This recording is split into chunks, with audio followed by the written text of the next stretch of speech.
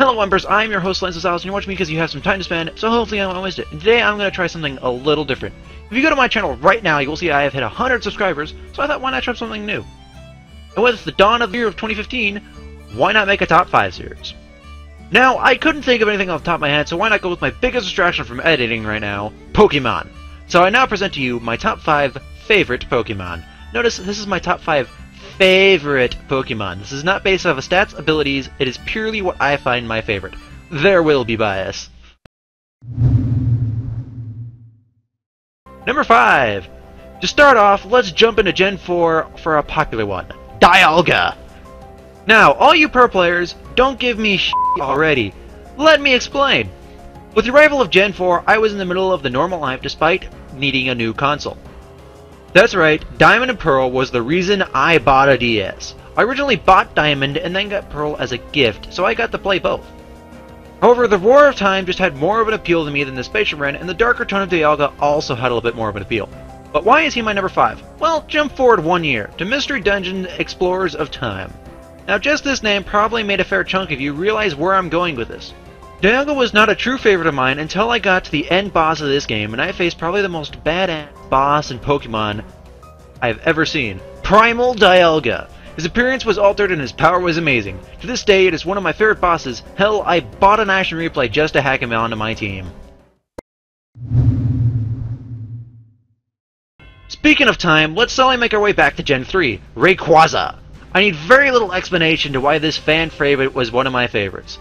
Rayquaza was the top dog of Gen 3.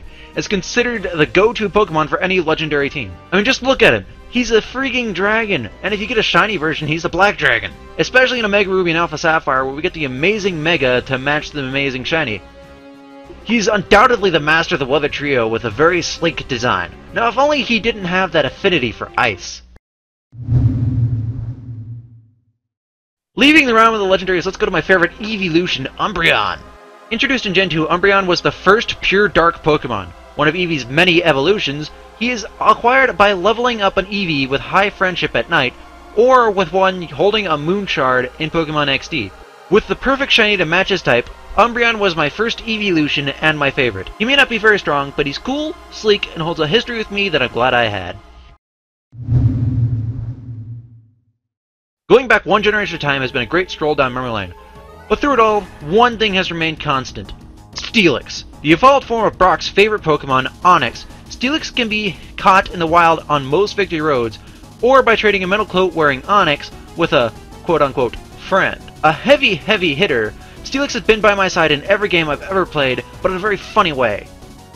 The very first shiny I ever encountered was a Hoot, right out of the gate in Gen 2. Problem is, without knowing what a normal Hoot looked like, I accidentally KO'd it. Regret that now. However, in every game I've ever played, except for the Gen 1s, I have always encountered a shiny Steelix. The exception was the Kanto reboots, in which I only ran into a shiny Onix, but I traded that and eventually got Steelix. It became a tradition for me, at bare minimum, to hunt one down before the battle with the Elite Four just so I had it on my team to get into that first Hall of Fame.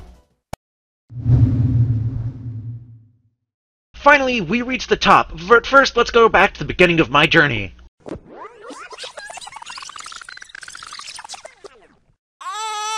My Pokemon journey. The very first Pokemon game I ever played was the Gen 2 mashup called Pokemon Crystal.